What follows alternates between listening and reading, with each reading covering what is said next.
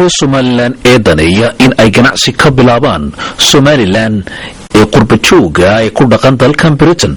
iyo dadka kale ajaanibka ah iyaguna sidoo kale daneeya Somaliland ayaa isugu yimid hoteelka la yiraahdo Radisson Hotel oo ku yaala bartamaha London kaasi oo lagu soo bandhigay mashruuca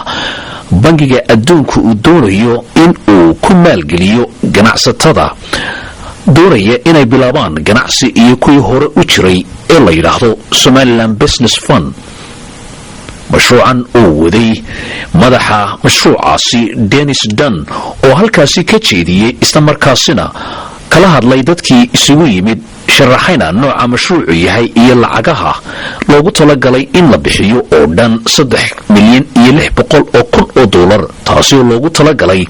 in la geliyo ganacsatada iyagoo haya qorshe cad oo ay ku wadi karaan ganacsi markaasi ay u baahan yihiin in laga taageero dhinaca dhaqaalaha.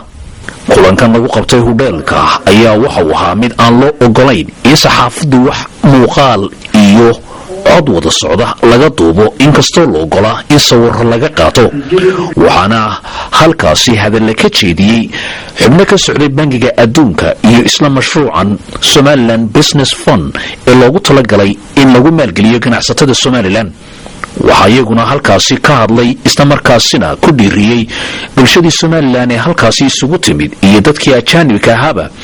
wasiirka qorsheynta qaranka Somaliland Sacad Cali Shire iyo agaasimaha guud ee wasaaradda ganacsiga iyo warshadaha Abiib Axmed Cali oo labadooduba soo bandhigay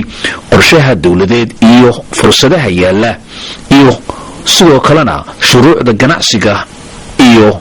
waxyaabaha loogu talagalay in ay dawladdu